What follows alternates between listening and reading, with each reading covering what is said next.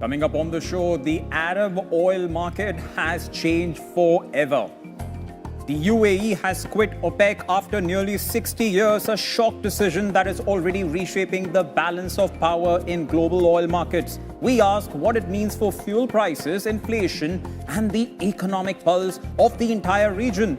Also, South Asia is getting extremely hot, with over 100,000 heat-related deaths recorded in 2 decades and nearly 90% of the region's population at risk by 2030. We ask whether this is still a climate story or whether it has become a public health emergency. Also on the show, it started in Burma, traveled through migration and memory, and somewhere along the way it found Pakistan. We look at how a rich coconut-based noodle dish called Khao Suey quietly won over the tables across the country and never left. Hello and welcome everyone. My name is Sahil Murli Meghani and the South Asia Report begins now.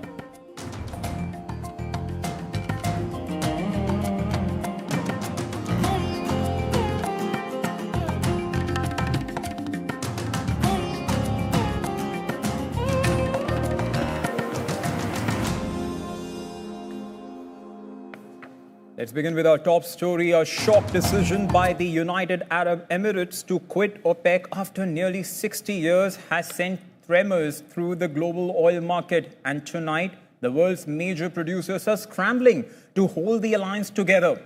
The UAE, OPEC's fourth largest producer, announced its departure on Tuesday, a heavy blow to the organization and its de facto leader, Saudi Arabia. Abu Dhabi had long expressed its announcement against its production quota, having invested $150 billion expanding its capacity.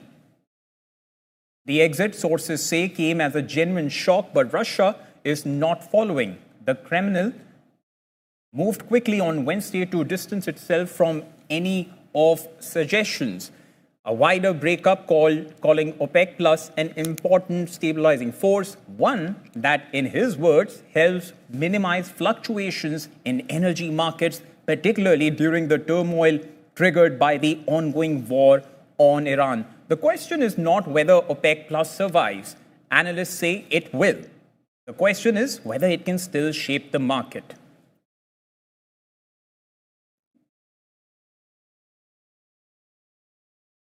And I now want to show you something very important. Since we are talking about oil, I want to show you how precariously close are we to a very dangerous red mark. What is that red mark?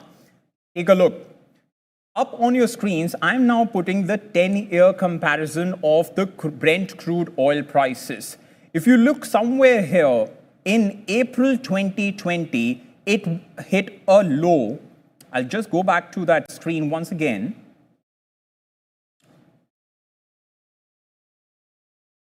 Yeah, so let's now go to the 10-year comparison, and you'll understand why this story is now moving towards a very, very dangerous mark. In April 2020, the Brent crude oil reached its lowest. It was somewhere close to $16 per barrel. And look where it reached at the peak of the Ukraine-Russia war in June 2022 at 117.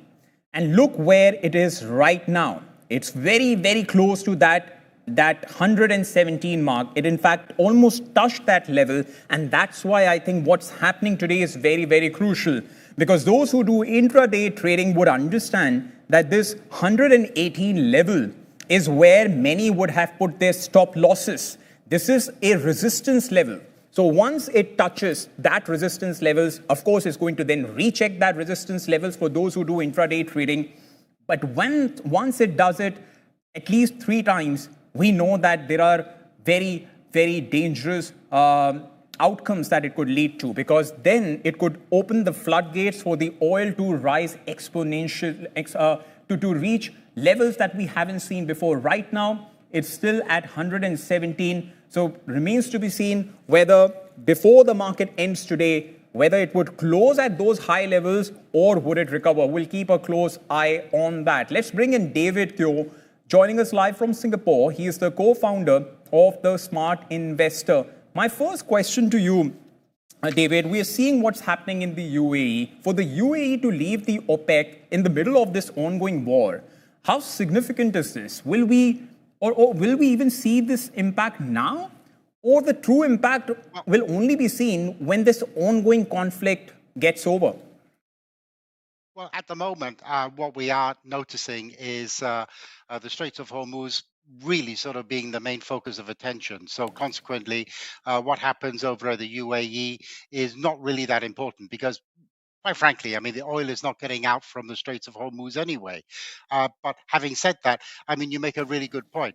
I mean, oil at the moment, Brent crude is about $117 a barrel. And already, many industries are beginning to suffer.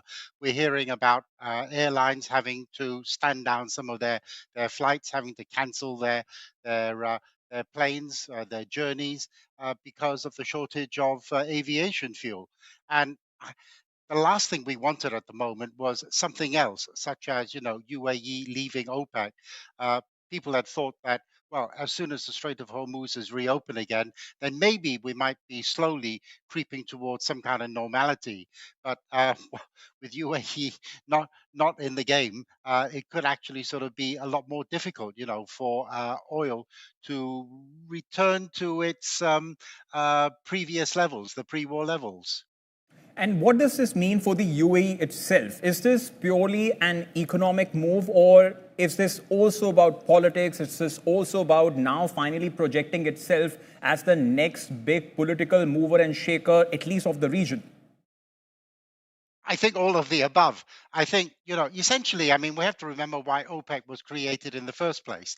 I mean, it was there to try and stabilize the oil market in order to match demand for oil with supply of oil. And what OPEC really was designed to do was to ensure that the oil producers uh, they because ultimately that's what they need to do when they are drilling for oil. But at the same time, they couldn't really have oil prices too high because otherwise it would decimate demand.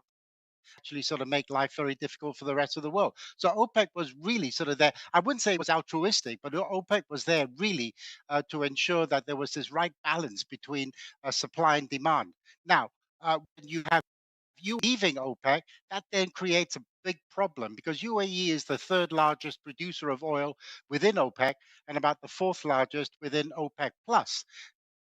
UAE has the ability to move the needle. So if OPEC decided that they need to reduce the amount of supply of oil, they could UAE could step in and say, we will cut production, and therefore oil prices could rise. Now, when UAE is no longer part of the game, then you're going to have a problem because UAE suddenly becomes a maverick out there, and it could decide not to listen to anything that OPEC says, and it could just simply drill for as much oil as possible in order to try and make as much revenue. But some people say that, OPEC was kind of a lame duck anyway, because the OPEC ministers all get together, the oil ministers all get together, they sit down, they discuss what the output is going to be, they sign the paper, they go back, and then everybody knows that there are some countries out there that break those levels, and they just supply more oil than they actually agreed to in the first place. So maybe UAE is just simply saying, well, if that's the game, then we don't really want to be part of it, and we're better off outside of OPEC than within OPEC. Fascinating. David, very quickly, I also want your insights on this particular fact. Saudi Arabia and the UAE appear to be experiencing this conflict, the ongoing conflict, differently, particularly with disruptions to shipping and trade. How much has that shaped Abu Dhabi's decision? I think a tremendous amount because I think once the conflict is over, let's hope it's over fairly soon.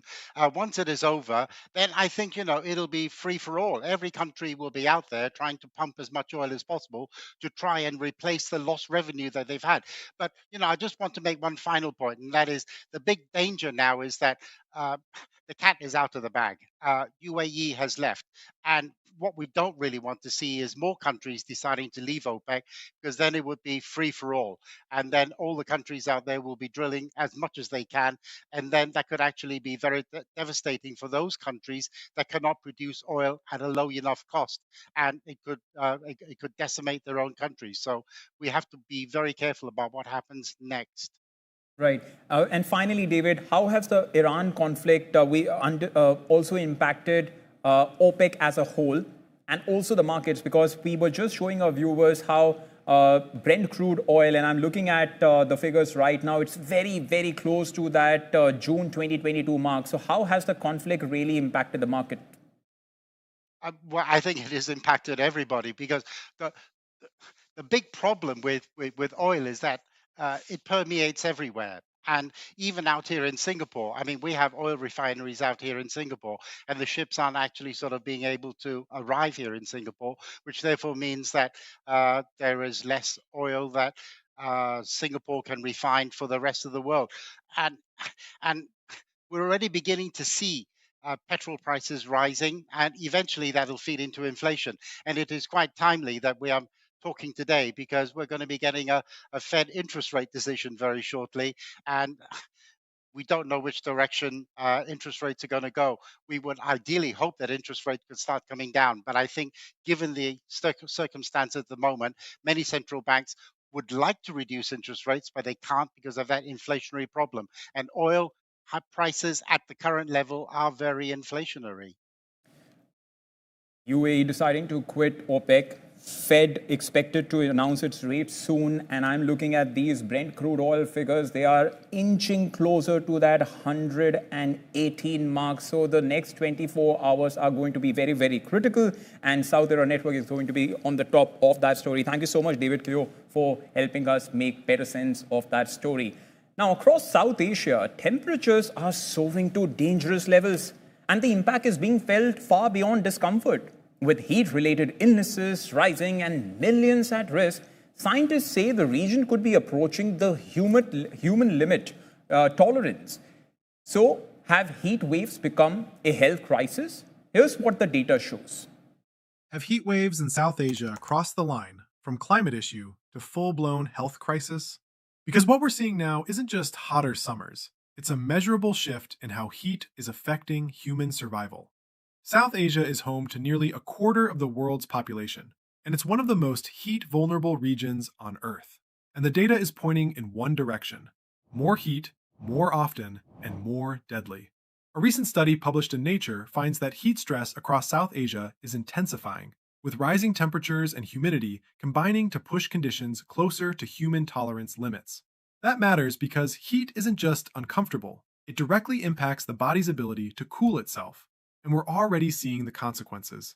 Between 2000 and 2019, more than 111,000 people in South Asia died due to heat-related causes, according to research cited in The Lancet Planetary Health. In recent years, extreme heat events have become more frequent, longer-lasting, and more intense across the region. In fact, climate scientists say some recent heat waves were made at least 30 times more likely because of climate change. And this isn't just about isolated events. By 2030, up to 1.8 billion people, nearly 90% of South Asia's population, could be exposed to extreme heat. So what does that actually look like on the ground? Hospitals overwhelmed with heat stroke cases, outdoor workers collapsing under prolonged exposure, cities becoming heat islands, trapping dangerous levels of temperature overnight. Extreme heat increases the risk of cardiovascular, respiratory, and neurological illness, and in severe cases, death. And the burden isn't evenly shared. Low-income communities, outdoor laborers, and people without access to cooling are the most exposed. Which is why some experts are no longer framing this as just a climate problem. They're calling it a public health emergency in slow motion. According to recent analysis, extreme heat is already a present and growing public health challenge in South Asia, not a future threat. And the concern is that governments and infrastructure are not keeping pace. Many countries in the region still lack comprehensive heat action plans or community-level preparedness. So the question isn't whether heat waves are getting worse. The data is clear. They are. The real question is whether South Asia can adapt fast enough before seasonal heat turns into a permanent health crisis. To talk more on this, we are joined live from Oxford by climate scientist and heat waves researcher Dr. Khao Brimicombe. I was recently in South Asia and it was unbearable to even step out. Air conditioners are running 24/7. So why have heat waves become so much more prevalent recently? In South Asia, what we know is that heat waves are more humid, and this has a higher health implication for the body, basically, because you are less able to release heat, and therefore you cool down less quickly. In South Asia, this is kind of a hotspot region for these types of heat waves, and therefore we are approaching the limit of deadly, what we would call wet bulb temperatures, which is within a range of about 35 degrees Celsius. So this is because of a result of climate change and greenhouse gas emissions. But this region is particularly hard hit simply because they have some of the most humid heat waves out of all of the regions that are experiencing this rise in extreme heat. And how close is South Asia to the limits of human heat tolerance? And what does that mean for the human body? When should we start panicking? So some regions in sort of the Middle East, so more towards Pakistan and India, the top of those countries has already experienced this threshold being reached, but not for long enough number of hours. So the studies show that you would need to be in above around 35, but if you cannot maintain your core body temperature, and these are people like over 65s, children under 5, pregnant women, women that are breastfeeding, outdoor workers, and sort of homeless or displaced people, they are more at risk of heat. Then after 6 hours, unless you seek cooling, even healthy people above the 35 degrees Celsius would start to experience heat stroke, and then in the most extreme cases, death as a result of experiencing this. So by 2050 in sort of Southeast Asia, what we're expecting to see is conditions that are approaching this limit, but also nighttime temperatures that are over 30 degrees Celsius. Now, obviously, this is concerning because then you get a buildup of heat in the body and you can't release the heat. So there's no escape from this. And that's why climate scientists and climate and health scientists are calling this a public health emergency. And Dr. Brimicombe, when I was in school, we used to read about global warming, we used to read about sustainable development. And now we are in 2026, we're still talking about those subjects. Those who spread health misinformation, science and misinformation, they would discard this as just some propaganda. But scientists have been giving us research reports after research reports that actually demonstrate the kind of damage that it does to our bodies and to our planet. My question is it ultimately too late to change the outcome? And are we just now managing how bad it will become? So it's not too late. We know that if we mitigate from greenhouse gas emissions and we have this transition to what we call net zero, which is where we have zero carbon emissions, then we can reduce the number of heat waves, and we can reduce this so that survivability index isn't reached. I think that it's very important to say that there is things that we can do in terms of social policy interventions within these countries. So if you'll notice that the people that are experiencing the worst impacts of extreme heat are those that are the least sort of able to make changes. So you have the case of you would be like a stall owner, and either you have to stand in extreme heat that you know is going to affect your health, or you don't make the money that you need to make to be able to send your children to school or look after your family or afford food. And so this really does need sort of adaptation in the short term. But these are the sort of people that we're now seeing are the worst affected at the moment. And therefore, we really do need policies that help these people. And Dr. Brimicombe, finally, I also want to ask you about one big solution. I know there is no magical solution to this problem, but if you were to suggest one single most urgent thing that governments in the region must do right now, what would that be? Because people are also now getting tired of seeing makeshift measures being taken. For instance, in India, forest cover is being depleted. At the same time, people are being asked to pay climate cess. So people are saying, while we are paying from our pocket, we are being asked to do at our individual levels, but at the same time, governments are not doing enough. and they see then businessmen flying on private jets. So people are also getting tired. In that sense, what should the governments do? I think the government should listen to the people. If you look in a lot of climate change solutions, you'll find that local communities are acting. And actually, all you need to do as a government is listen to them and put in place those measures and interventions at a national level. But also think about if it was your children that you were standing on a stool in the heat trying to, make your livelihood for, like, would you do that? And I think the answer is yes. So maybe you need to consider like your actions and whether they are the best for your family, but also for these people that live in your country's family. And I think the best thing we can do is listen to these people, look at the solutions they're putting in place and roll them out at national level and international level. Let's end with a hope that more people listen to climate scientists and heatwave researchers like yourself, and more governments should do what you have just recommended them to do, because time is really now against our climate and we are staring at a public health emergency. Thank you so much, Dr. Khao Brimicombe, for joining us today. Now to a worrying story about a 53-year-old woman arrested in the US by ICE. She fled India as a teenager after her parents were killed in the 1984 Sikh pogrom. She built a life in the United States over 35 years. That did not stop ICE. 53-year-old Meenu Batra was arrested at a Texas airport in March, handcuffed, placed in an unmarked vehicle, and taken to a detention facility she now describes as a storage unit for human beings. The Department of Homeland Security calls Batra an illegal alien subject to removal. Her attorney says the government has not explained what changed in 26 years to justify her sudden detention or identified which country it intends to send her to, given it cannot legally return her to India. We'll continue to track that very, very important story for you. Let's talk about food. If you're not hungry, you will get hungry after watching our next report. Khao Suey isn't just a dish, it's a migration story in a bowl. Born in Burma, carried across borders by families fleeing World War II, and rebuilt in Pakistani kitchens, particularly among the Memon community.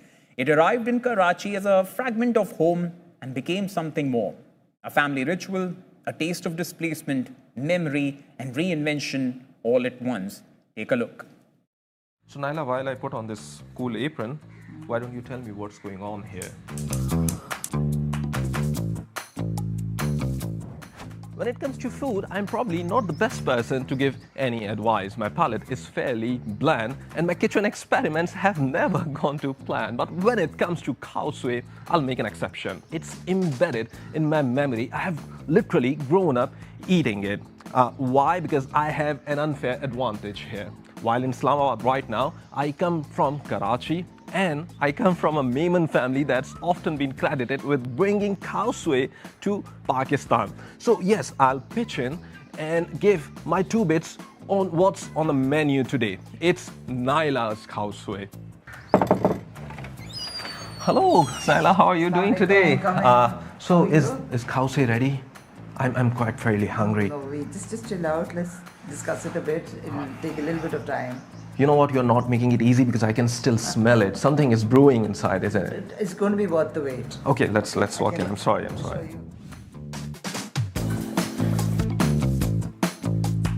Today, Naila, a home chef, hosts the Sen team in Islamabad and regales her own story as we revel in her cooking. Khao Suey isn't just a dish, it's a migration story in a bowl.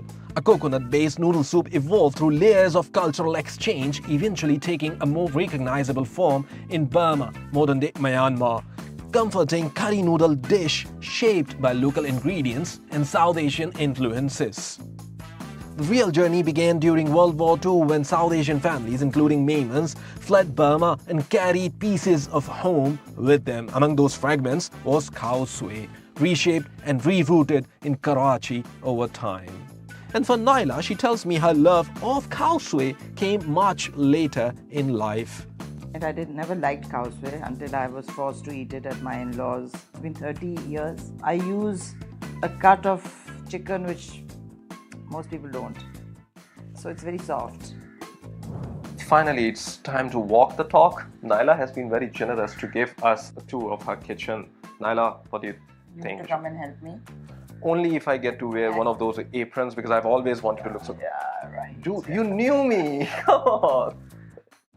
Guys, so it's time for some action.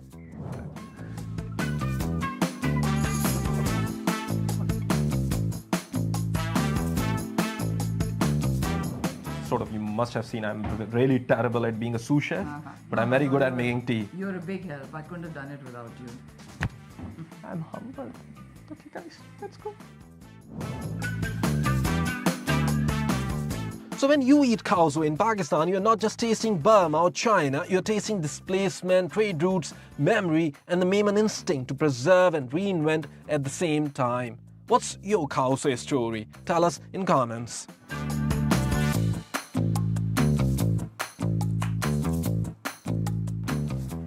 Delicious. That we have spoken about food, it's time to burn some calories. And what better way to burn calories than to do Bhangra? Every South Asian knows what Bhangra is. Every Punjabi knows what Bhangra is. Some appearances end with a performance. This one ended with a dance lesson by Diljit Dosanjh himself.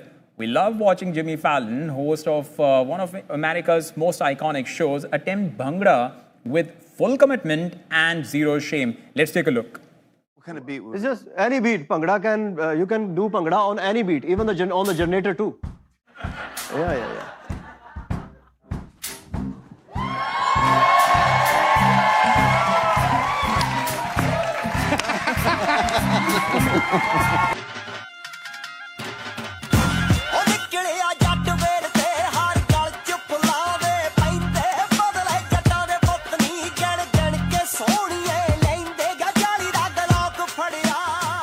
Dosanjh had one reassurance for his eager student. Bhangra can be done on any beat, even a generator. And just like that, a Punjabi dance lesson made it to NBC's Tonight Show. The Punjab, it turns out, travel very well indeed. As Diljit said very famously, Punjabi aa gaye hoye. Punjabis are here to rule the world. On that uplifting note, it's the end of this edition of South India Report. My name is Sahil Murli Meghani. Thanks for watching. If you like what you saw, do not forget to like and subscribe. Thank you so much.